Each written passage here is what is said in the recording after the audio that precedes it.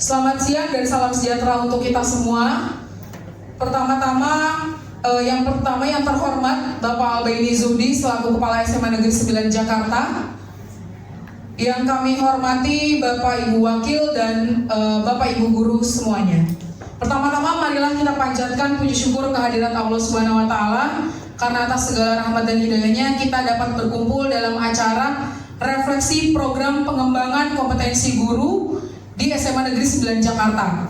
Kegiatan ini merupakan kegiatan rangkaian dari hasil refleksi tindak lanjut yang Bapak Ibu sudah lakukan, yang Bapak Ibu sudah isi pada PMM, yaitu pada peningkatan atau pada form peningkatan kinerja, ya. Peningkatan kinerja, saya yakin Bapak Ibu sudah mengisi, baik itu sudah mengisi berkasnya dan juga sudah mengisi refleksinya. Nah, hari ini bagaimana nanti hasil dari itu semua, Bapak Kepala Sekolah nanti akan memberikan atau memimpin refleksi kita terkait dari kompetensi yang sudah Bapak Ibu lakukan kurang lebih selama 6 bulan ini.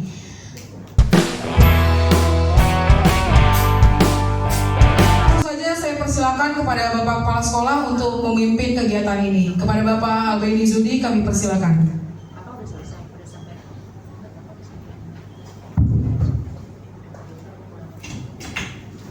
Terima kasih Bu Rini.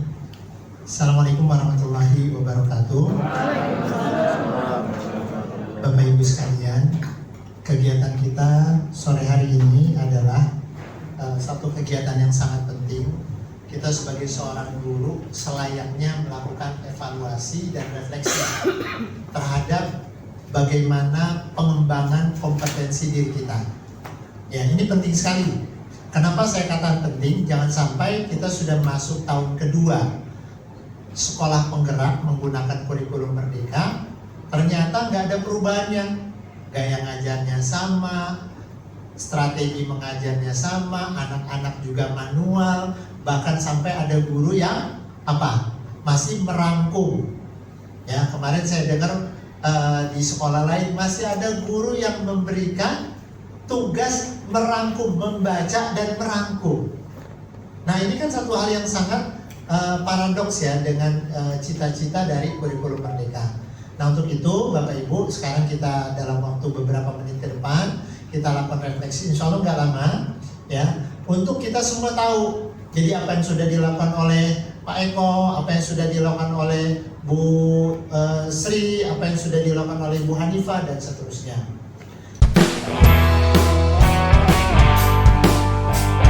Bapak Ibu, segmen pertama ini adalah saya ingin bertanya kepada Bapak Ibu dalam konteks refleksi program pengembangan kompetensi guru. Ya, silakan Bapak Ibu menyampaikan, nggak usah semua. Kira-kira apa saja pengembangan kompetensi yang sudah Bapak Ibu lakukan dalam durasi 6 bulan ini? Nggak sampai, belum 6 bulan ya, 5 bulan. Silakan. Ada? Pak I? Oh bukan. Siapa? Bu Yeni? Monggo, silakan Bu Yeni. Berdiri, duduk Pak. Berdiri atau duduk Pak? Berdiri boleh, biar teman-teman menyimak. Mohon izin Pak Alba. Oh, Pak. Siap. Mohon izin Pak Alba menyampaikan apa saja yang sudah saya lakukan selama periode beberapa bulan terakhir ini. Ada beberapa seminar yang saya ikuti, salah satunya kegiatan Rabu Belajar itu yang selalu di-share oleh Pak Alba, kebetulan yang di grup info penting. Kemudian juga ada beberapa seminar, salah satunya seminar penting tentang assessment itu di bulan April kemarin. Kemudian juga ada beberapa webinar terkait PMM dan juga perangkat ajar berbasis AI gitu. Salah satunya juga ada juga yang sebenarnya sudah saya lakukan ketika mendapatkan tugas belajar dari P4 itu menggunakan media pembelajaran berbasis AI juga, cuma untuk sertifikatnya belum ada gitu. Tapi alhamdulillah semua sudah dilakukan dan menjadi bagian dari saya untuk belajar lebih lagi gitu. Karena kemudian itu terpakai sekali di pembelajaran sekarang media yang saya gunakan tidak hanya Canva, tapi ada beberapa media lain yang bisa saya gunakan, termasuk ketika membuat soal dan juga mengecek beberapa informasi, saya juga mulai bisa menggunakan ChatGPT yang salah satu media untuk menggunakan AI sebagai bagian daripada pembelajaran, seperti itu Pak. Mohon izin. Keren, kita berikan aplaus untuk Bu Deni. Ada yang menambahkan kira-kira yang berbeda dengan apa yang sudah dipelajari oleh Bu Yeni? Ya, silakan Bu Eldi. Terima kasih.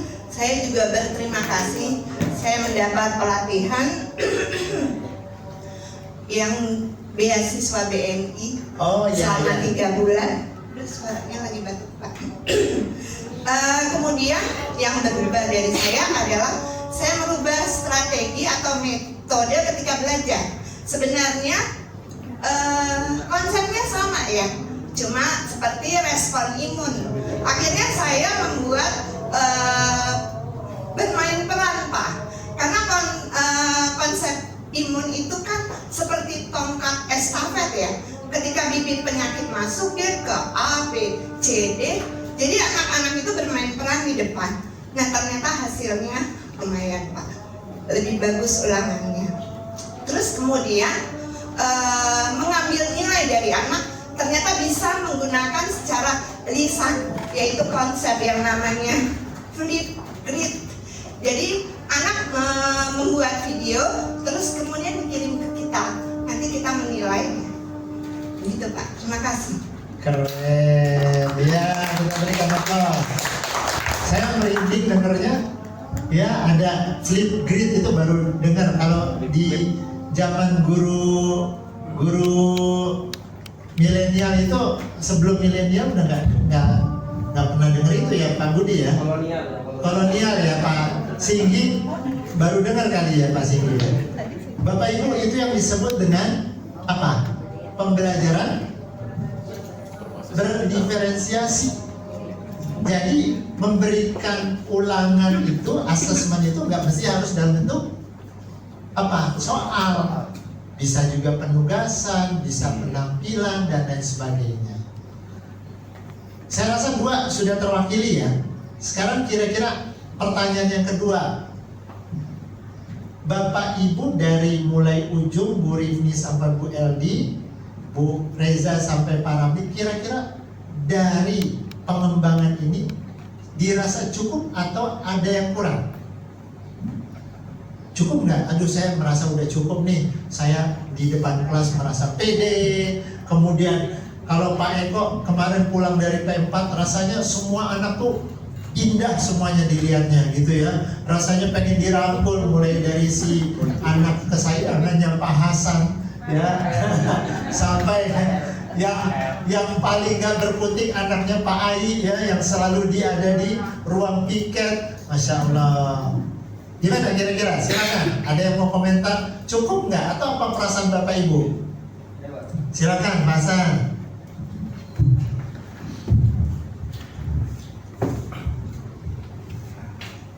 Terima kasih atas waktunya Pak Uga. Jadi yang saya rasakan Bapak Ibu setelah kita, terutama saya mengikuti beberapa pelatihan untuk menghadapi peserta didik yang beraneka ragam, karena input peserta didik kita kan tidak satu jalur Bapak Ibu ya Pak Uga. Peserta didik kita inputnya dari sekian banyak jalur, dari mulai yang normal sampai yang tidak normal ya, seperti kita ketahui tadi. Maka belum Pak, kita rasakan artinya belum cukup bekal yang kita dapatkan. Apalagi mohon maaf kalau kita harus ngadepin anak-anak ABK. Jujur kami guru belum ada sekian persennya yang dibekali untuk menghadapi siswa-siswi kita yang sangat luar biasa. Baru Bu Devi kalau nggak salah dari kami yang mendapatkan pelatihan untuk menghadapi anak inklusi. Kami semua belum. Dan semua metode Bapak Ibu selain kita kuasai dan juga kita kembangkan, kita sampaikan di peserta didik kita, ternyata dalam perkembangannya peserta didik kita juga lompatannya begitu besar. Maka bagaimana strategi berikutnya untuk menghadapi anak-anak yang punya lompatan begitu besar kalau kita juga tidak membekali diri. Jadi Pak Alba dan Bapak Ibu guru yang lain belum cukup ilmu yang kita dapatkan, yang selama ini kita dapatkan dari mulai bangku kuliah sampai hari ini untuk menghadapi putra-putri kita yang perkembangannya sangat pesat. Beda dengan kita yang dulu mungkin ketika belajar stuck gitu ya, tidak sekarang yang teknologi, medsos dan sebagainya berkembang begitu luar biasanya. Maka apa yang kita dapatkan sampai hari ini saya rasa masih belum cukup Pak untuk membimbing anak kita supaya mereka siap untuk menghadapi pada zamannya. Mungkin itu Pak, cukup. Assalamualaikum warahmatullahi wabarakatuh. Waalaikumsalam. Kita berikan aplaus. Satu lagi, silakan Bapak Ibu. Apa kira-kira yang paling dibutuhkan dari seluruh rangkaian tadi? Bu Eldi dan Bu Yeni cerita belajar AI sampai menggunakan ChatGPT. Bu Nur, maaf, pernah dengar kata-kata ChatGPT nggak? Belum pernah ya. Nah ini berarti guru bukan milenial, nggak tega saya ngomong guru kolonial ya, nggak tega rasanya. Banyak. Coba guru yang bukan milenial. Pak Serani pernah dengar ChatGPT? Pakai tadi Pak. Sudah? Alhamdulillah. Baik, mungkin ada yang ingin ditambahkan, kurangnya di bagian mana yang paling dibutuhkan. Nanti kita akan desain kira-kira ini menjadi prioritas kita di TW 2 atau TW 3 itu untuk memasuki tahun ajaran baru. Ada? Selain tadi yang disampaikan Pak Hasan ternyata belum cukup. Ada juga Chat Smith Pak. Apa? Ada Chat GPT, ada Chat Smith. Sama itu. Oh sama. Sama tapi Pak Selani merasa kurang nggak? sangat Pak. Sangat. Kira-kira mana yang paling dibutuhkan menurut Bapak buat teman-teman ini?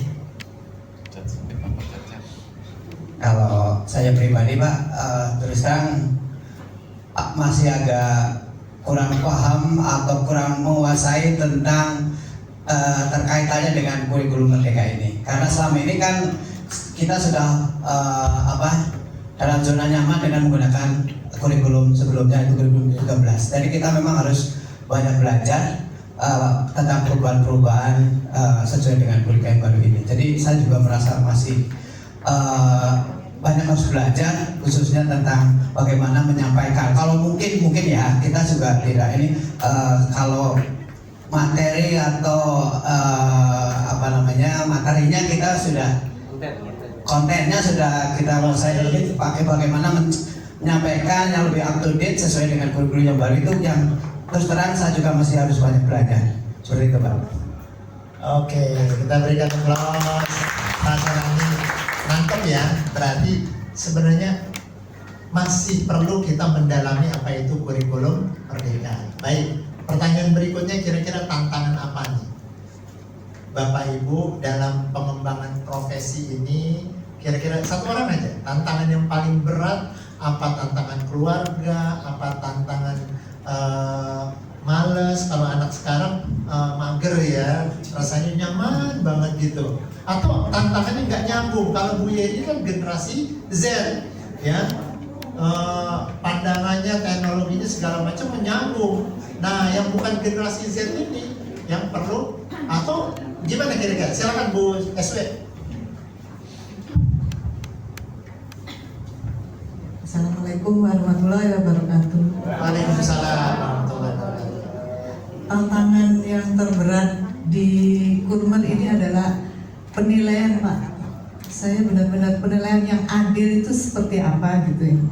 Untuk apalagi kalau mau menulis nilai atau memasukkan nilai di e-rapor. Ada anak yang rajin lengkap ya, kemudian ada anak yang hanya beberapa mengerjakan tugas, ada anak yang ABK. Nah itu kadang-kadang ada yang merasa iri, ABK dikasih 75, kemudian ada yang normal tapi nilainya di bawah KKM. Nah kemudian ada juga yang rajin masuk tapi nggak mengerjakan tugas sama sekali. Nah itu Pak, bagaimana ya assessment yang adil, penilaian yang adil untuk bisa dimasukkan ke e-rapor. Itu Pak yang tantangan besar buat saya di Kurmer ini gimana ya. Kemudian untuk kenaikan kelas itu juga jadi pemikiran juga sebagai wali kelas gitu Pak. Bagaimana sih Kurmer ini menyikapi, apakah seperti di fase F ini ya, itu ada nggak anak yang tidak naik kelas? Kan fase F itu ada kelas 10 dan kelas 11. Kelas 11 dan kelas 12. Mohon pencerahannya. Terima kasih. Wassalamualaikum warahmatullahi wabarakatuh. Waalaikumsalam warahmatullahi wabarakatuh. Kita berikan aplaus untuk Bapak Ibu. Saya ucapkan terima kasih nih ya, semangat Ibu keren banget Bapak Ibu. Saya sudah buka satu-satu mulai dari atas sampai bawah apa yang Bapak Ibu upload dari pelatihan Bapak Ibu. Ada yang masih kosong, ada yang setengah, ada yang masukin asal. Nah ini Bapak Ibu saya sampaikan di refleksi ini nanti akan ditolak oleh sistem atau oleh kementerian atau oleh pengawas ketika di ini nggak layak. Cuma kan lucunya kok kepala sekolah meng-ACC. Ini yang jadi pemikiran saya dilematis kan jadinya. Aduh gimana. Baik, saya nangkap tadi yang disampaikan oleh siapa tadi ya, kurikulum merdeka dan penilaian. Nah, artinya apa di sini? Ada sesuatu yang sangat kita butuhkan. Dengan Bapak Ibu masih mau belajar aja itu sudah poin. Coba saya kasih satu pertanyaan. Boleh nggak anak ABK kita kasih 80? Bu Hanifah. Alasannya apa? Bu Hanifah ngajar si A ABK 80, normal 79, nggak adil dong. Bisa Bu Hanifah memberikan penjelasan? Adil kan bukan berarti nilainya harus sama. Karena kita standarnya, melihatnya standarnya berbeda. Ya. Jadi kemampuan anak ABK kan terbatas untuk kognitifnya ya Pak ya, dibandingkan yang normal. Oleh karena itu standar penilaian kita berbeda. Jadi nilai 80 untuk ABK itu maknanya berbeda dengan nilai 79 yang didapatkan oleh siswa yang normal gitu. Jadi yang namanya adil bukan berarti harus nilainya angkanya sama gitu kalau yang atau saya lebih tinggi. Iya, atau lebih tinggi gitu. Oke, makasih Bu Hanifah. Sudah tergambar semestinya. Jadi ketika di kelas kita ada beragam anak, ya mana Bu Devi? Anaknya kan karakter di kelas Bu Devi itu saya lihat ada 4 kelompok. Ya kalau Bapak Ibu bisa melihat itu unik, itu tantangan buat wali kelas dan Bapak Ibu yang mengajar di 11-7. Ya, itu tantangan. Beda lagi Bapak Ibu masuk ke 11-2 atau 11-4. Itu jangan disamakan. Bapak Ibu, ini contohnya misalnya Pak Budi. Saya kalau ngajar di 11-2 enak. Anaknya langsung respon. Kalau di 11-4 rame. Salah nggak anaknya Pak Martono kalau di 11-4 rame? Boleh nggak? Boleh, alasannya apa? Siswa ya. Dengan kita harus bagaimana dengan kondisi siswa yang ada itu bisa memberikan pelayanan kepada anak. Keren. Kita berikan aplaus juga kepada Pak. Jadi itu Bapak Ibu. Jadi insya Allah di semester di TW2 atau TW3 ini dari masukan hari ini Bapak Ibu saya terima kasih sekali. Kita akan mencoba kebutuhan kita apa. Jangan sampai Pak Ramli kehausan kita kasih roti. Nyambung nggak? Tambah seret. Ya apalagi dikasih bolu yang kering itu. Waduh. Ya, yang dibutuhkan adalah air minum. Teman kita apa? Kelaparan, kita kasih air. Artinya kita harus memberikan sesuai dengan yang kita butuhkan. Bapak Ibu, sebelum saya tutup kegiatan refleksi ini, kita dengarkan mungkin praktik baik dari guru penggerak kita. Alhamdulillah kita punya 2 guru penggerak nih. Ya, ada Pak Hasan dan insya Allah CGP, calon guru penggerak Bu Rifni. Nanti insya Allah berikutnya ada Bu Reza, ada Bu Septi, ada Bu Nikma, ada Bu Yani, ada Pak Ramli, apalagi Pak Arya nih, Pak Minggus, kalau Pak Eko bingung saya ngizininnya. Tapi semangatnya guru penggerak. Monggo, Pak Hasan mungkin bisa bercerita 3 atau 4 menit biar kami bisa mendapatkan sesuatu dari praktik baik. Sisi lain dari jadi guru penggerak itu apa sih? Ya, apa pengen jadi kepala sekolah, pengawas, atau justru ada poin penting yang Pak Hasan dapatkan yang itu memberikan motivasi sehingga walaupun Bu Adin tahun depan mau pensiun, semangatnya kayak guru penggerak gitu. Monggo, Pak Hasan, silakan. Di sini aja, Pak. Atau di situ? Di sini. Ya, terima kasih atas waktunya. Assalamualaikum warahmatullahi wabarakatuh. Bapak Ibu, alhamdulillah saya diberi kesempatan karena di Bapak Ibu, jujur ya, waktu itu saya, Pak Ramli, Bu Erna, Pak Samsul didata untuk ikut grup penggerak itu, untuk CGP.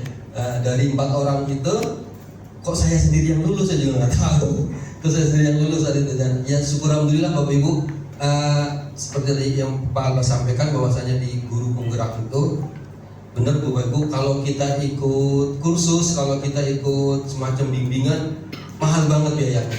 Karena di situ di CGP ini saya dapat ilmu yang begitu sangat luas, ya, ilmu tentang tidak hanya manajerial sekolah, tapi tadi yang seperti yang tadi Bu Rifni sampaikan di depan tentang disiplin positif, segitiga restitusi dan sebagainya. Banyak sekali manfaat yang saya dapatkan selama saya mengikuti CGP, calon guru penggerak ini, dan yang sangat saya rasakan itu ketika dari awal sampai akhir, ternyata saya kok selama jadi guru sudah merasa ideal, tapi ternyata ya Allah masih banyak kekurangannya. Karena mohon maaf Bapak Ibu, mungkin sentuhan di kampus beda gitu ya, ketika saya disentuh dengan yang sekarang dengan metode yang disampaikan, bahwasanya yang diangkat adalah bagaimana Ki Hajar Dewantoro menyampaikannya kepada peserta didiknya. Jadi di situ saya baru merasakan bahwasanya tanggung jawab kita sebagai pendidik adalah benar-benar harus menuntun peserta didik Bapak Ibu. Di situ saya baru bahwasanya ya, kita tuh seperti membuat bonsai yang pohon yang tadinya tidak ada bentuknya, kemudian bonsai itu jadi bentuk sangat indah, ya Bapak Ibu. Saya membayangkan seperti itu ketika anak-anak kita bentuk oleh Bapak Ibu guru semuanya yang sudah hebat, yang sudah menguasai materi, kemudian sudah ada pembekalan-pembekalan lainnya, itu maka kita akan melihat anak-anak kita seperti bonsai-bonsai yang tadinya pohon yang tidak ada harganya, kemudian jadi bonsai yang harganya berapa Pak Haji? Miliaran gitu.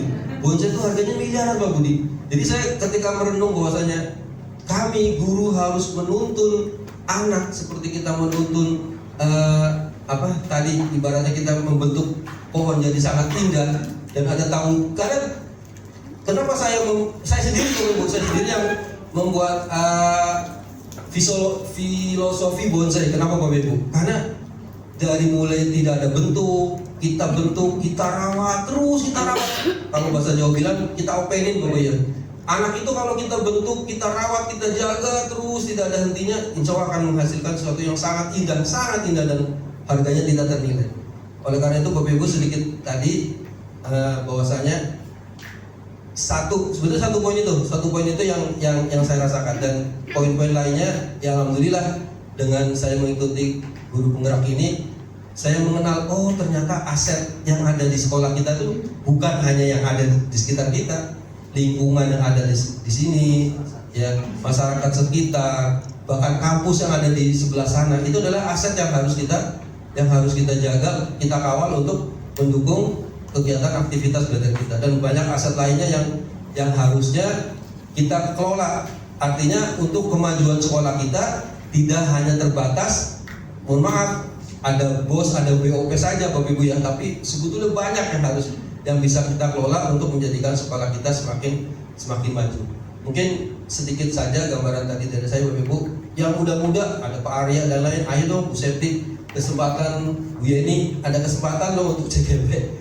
Masih muda-muda Bapak Ibu, karena kemarin diprotes Kalau 50 tahun ke atas nggak boleh CGP, ternyata dikasih boleh tuh. Yang 50 tahun ke atas nggak boleh. Jadi apalagi yang masih di bawah 50 tahun. Saya Pak Arya, Bu Yeni ketika ditawari Pak Alban, saya nolak banget. Kenapa? Saya mentok 50 tahun. Saya 49, Bu Yeni ketika saya disuruh ikut CGP. Saya nawar, Pak, saya udah 49, ngapain ikut gitu. Kata Pak Alban, ikutin aja, ya udah saya niatkan untuk menuntut ilmu. Jadi itu Bapak Ibu, ayo semangat Pak Ayi. Kita masih ada kesempatan ya untuk Bapak Ibu. Hilangkan keinginan untuk jadi kepala sekolah atau pengawas, enggak. Cari ilmunya, karena ilmunya mahal banget. Mungkin itu dari saya. Terima kasih. Assalamualaikum warahmatullahi wabarakatuh.